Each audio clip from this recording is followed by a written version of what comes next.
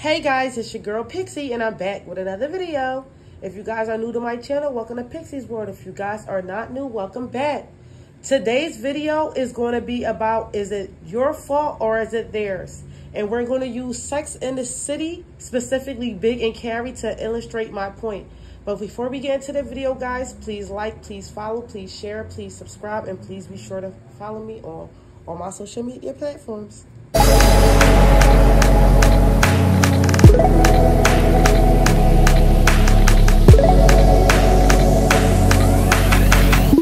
Okay guys, seeing as though my love and basketball got a little notice, I will use pop culture to help me illustrate some of my points. If you haven't seen my love and basketball video, please check me out, guys. Link will be in the description. Now, I know you guys are here for the lessons, but you stay for the tea. Don't worry, I got y'all on the tea. And I have more stripper videos to come. Sex in the City is about the end of the millennium going into a new one. How the standards of the 90s merge into the early 2000s, specifically for women. 4 women are navigating living in New York while thriving in their careers as well as the dating life. Most are looking to get out of the dating market and to meet the perfect man, while others are looking. Our main characters are Samantha Jones, Charlotte York, Carrie Bradshaw, and Miranda Hobbs. If you don't know anything about this show, you know that the fashion is to die for, and you know about Big and Carrie. Let's focus on that and see how that can apply to our lives. Today's lesson is it your fault or is it theirs? If someone betrays you and are still stringing along with them, is it your fault or theirs? Think about this for a second before you answer, and really think about it. In today's time, we see so much toxic relationship activity, we don't know if it's how love works or if it's part of the game. But let me tell you, if you felt strung along, it's because you are. And whose job is it to end the cycle? Don't let these TV relationships romanticize toxic cycles. Guys, so we get into relationships or situationships and we, it don't go the way we want it to. And then we often blame the other person and they shouldn't have hurt me and they shouldn't have this and they shouldn't have that. But it's like, they shouldn't have, but they are doing it. So what are you going to do about it? Continue moving forward, because it's like once you give up your power or once you give up your vote, whatever happens is in the next person's hands, but it's your fault for giving up the vote. If you've watched Sex in the City, you've seen how Big literally shitted on Carrie 1,000 times. He got married. He didn't have commitment issues with her. He didn't want to be with her. He just made it clear that, yes, I like you, but you just ain't the one. Stop using the time that you put in with a person as an excuse to keep holding on. And what I mean by that is like, don't be like, oh, you don't know what they went through with them, or I done put so much time with this. I done wasted so much time. I could do this a little longer, guys.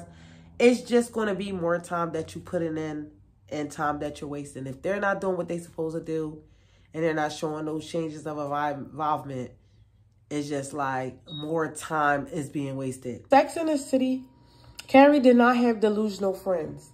Guys, in today's time, most of our friends don't tell us when we're tripping. We'll just sit there and let us be delusional. But in Sex in the City, I will give her that her friends would often tell her when she was tripping. But what she did was she would often mess around with Big without her friends' knowledge and keep it a secret because she knew she was dead ass wrong. Like I said, is it your fault or theirs?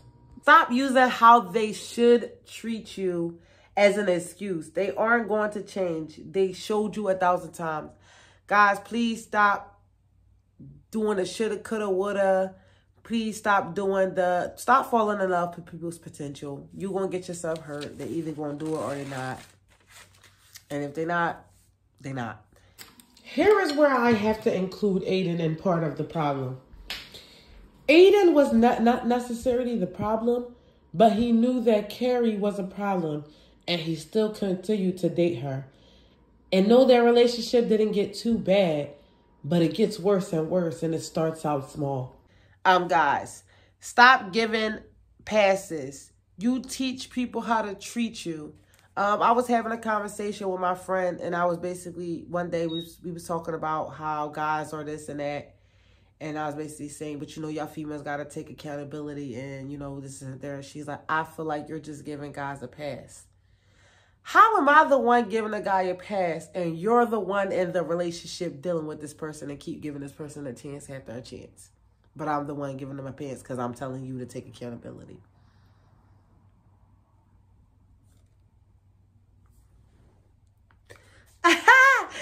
Guys, take accountability even if you aren't doing nothing wrong. Even if the only thing you did wrong was not leaving, then you are part of the problem. It doesn't have to be your problem.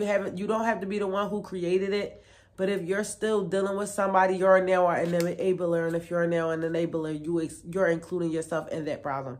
Now, I don't know if you guys seen Sex and the City, the movie, or if you guys seen the series, but just goes back to my point. Even if you're not part of the problem, you are part of the problem. Carrie had so many things that happened to her, and even when she had the chance to finally end the situation and walk away, and so many incidents split them apart, she just always went back for more no matter what. Guys, it takes two to tangle. Can't nobody be with you by themselves. Can't nobody mistreat you by themselves. Can't nobody do stuff alone. If you're not in it, you ain't in it. Guys, hoping is a death sentence. This person not God. You know what I mean? When you hope in God, you got faith in God, he come through for you. God and people are two separate different people. If you shouldn't have to hope. They're either going to do it or they're not. Hoping, like I said, hoping is for spirituality, not for people. Guys, doubt is expensive. Stop being delusional and in denial. You are wasting your life away, guys.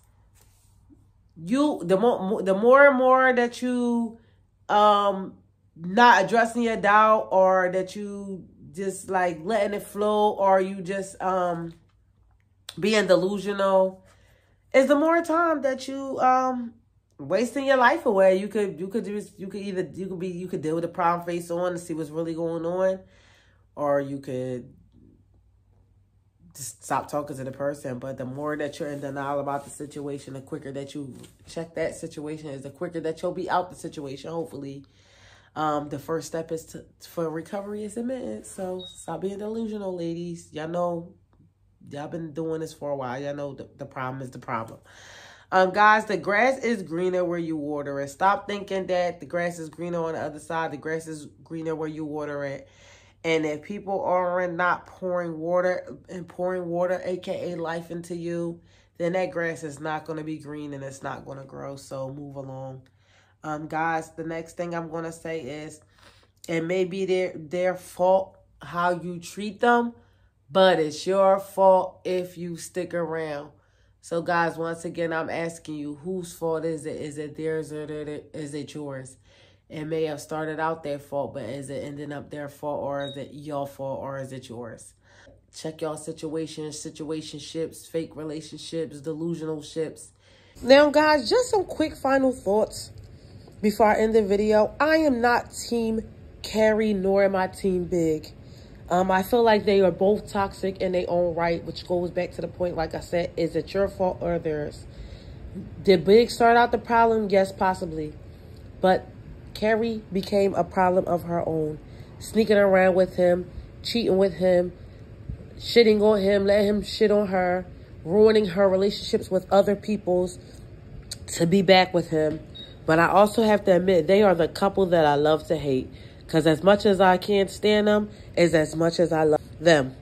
As far as Aiden, I hate to love him as well. Because he was literally such a good character. And he was good for Carrie. But he's also a very valid point of the reason why we're all here. Because Big and Carrie shitted on each other, but Aiden continued to let Carrie shit on him. This goes back to the point that I meant, even if you aren't the problem, you're a part of the problem by letting somebody shit on you. Speaking of shitting on each other, this is why I never take sides in relationships. Guys, I know your friend is your friend, But your friend to you is your friend. And to that person that she's dating, she's a totally different person. Guys, I hope you guys could take heed to this video and learn a lesson. But I'm going to end the video here. You guys already know what I'm going to say next. Please pray to God. Please protect your peace. And I'll see y'all in the next video. Mwah.